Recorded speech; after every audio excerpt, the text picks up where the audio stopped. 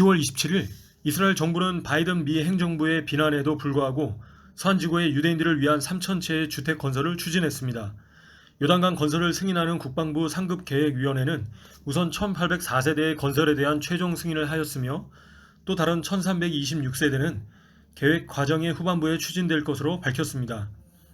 새로 승인된 주택들은 레바나, 케두밈, 엘론모레, 카르네이 숑론 및 헤브론 언덕 등의 정착촌에 건설될 예정입니다. 현 정부 들어 서한지구 내 유대인 정착촌을 승인한 것은 이번이 처음입니다. 이 계획은 원래 2달 전 승인을 받으려고 했으나 지연됐습니다. 이번 새 건설에 대한 이스라엘 정부의 승인으로 인해 미국과 유럽, 서한지구 내 유대인 정착촌에 반대하는 연립정부 내 정당들로부터 비난을 받았습니다. 10월 24일 이스라엘 내각은 올해 초부터 현재까지 폭력 범죄로 약 100명 이상 사망한 아랍 지역 사회의 범죄 활동에 맞서기 위해 향후 5년간 25억 세켈을 할당하는 계획을 통과시켰습니다. 올해 지금까지 104명의 아랍인 희생자를 낸 범죄의 물결을 끝내는 것이 여론조사에서 아랍계 이스라엘인의 최우선 순위로 일관되게 선정되었습니다. 오메르 바르레브 공안 장관은 국가계획의 통과를 통해 정부가 이 문제를 해결하는 데 얼마나 진지한지를 알 수 있다고 말했습니다. 그는 한 성명에서 아랍 거리에서의 폭력과 범죄가 이스라엘 국가의 위협이 된다는 것은 분명하다라고 말했습니다. 10월 24일 내각은 만장일치로 독일이 약 3,700명의 홀로코스트 생존자들의 월 급여를 위해 연간 약 2천만 세켈을 추가로 할당하도록 하는 이스라엘과 독일 간의 합의를 승인했습니다. 그리하여 홀로코스트 생존자들에게 보조금이 매월 100유로씩 증가합니다. 또한 치매나 알츠하이머 병을 앓고 있는 사람들은 이외에도 연간 500유로를 지급받게 됩니다. 이러한 계획은 2019년 독일 재무부와 체결된 협정에 따라 이루어졌습니다. 추가 기금은 정부 기관인 이스라엘 홀로코스트 생존자 권리청이 코로나19 팬데믹으로 많은 생존자들의 재정 및 정신적 상황이 점점 어려워지면서 독일에 추가 기금을 요청한 후에 마침내 승인되었습니다. 11월 1일부터 코로나 예방접종을 받은 외국인 또는 완치된 외국인의 이스라엘 입국이 허용되는 관광 계획이 발효됩니다. 지난 6개월 동안 2차 또는 3차 접종을 받았거나 회복된 관광객만 대상으로 허용합니다. 또한 모든 입국 외국인은 마지막 백신을 접종한 후 또는 회복된 날로부터 180일이 지나면 이스라엘을 떠날 의무가 있습니다.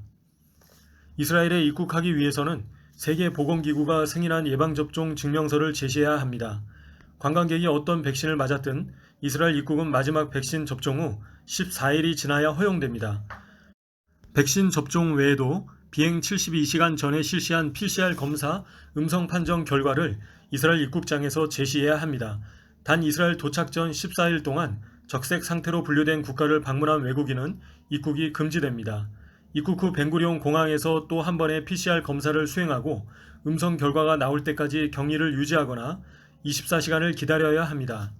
러시아 스푸트니크 백신을 접종받은 사람들은 혈청학적 검사를 받아야 하며 양성 결과가 나올 때까지 격리를 유지해야 합니다.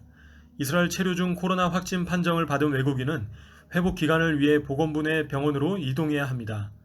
또한 10월 28일 보건부는 이스라엘에 입국하고 규칙을 준수하지 않는 외국인 관광객에 대한 제재를 공식화했습니다.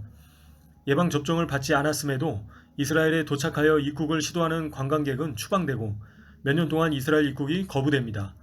격리를 위반한 관광객은 3년간 추방 및 입국 거부되며 여행자가 코로나 확진으로 판명되어 격리 해제를 거부하여도 입국은 향후 5년 동안 거부됩니다. 한편 의료 전문가들은 하늘길을 다시 열면 새로운 변종 사례가 급증할 위험이 있다고 경고하고 있습니다. 바이든 미 행정부의 반대와 정치적 파열음에도 불구하고 이스라엘 정부가 서한지구 내 유대인들을 위한 3천여 채의 주택 건설을 승인했습니다. 팔레스타인 주민을 위해 약 1,500채의 주택 건설이 허가된 뒤 곧바로 승인된 이번 주택 건설 허가로 인해 서한지구 내 유대 정착촌의 활기가 더해질 것으로 예상됩니다. 하나님께서 아브라함과 이삭과 야곱에게 주신 이 땅을 수호하고자 이 땅의 위험한 지역까지 들어가서 목숨을 아끼지 않고 이 땅을 수호하고 있는 수많은 유대 정착민들이 있습니다.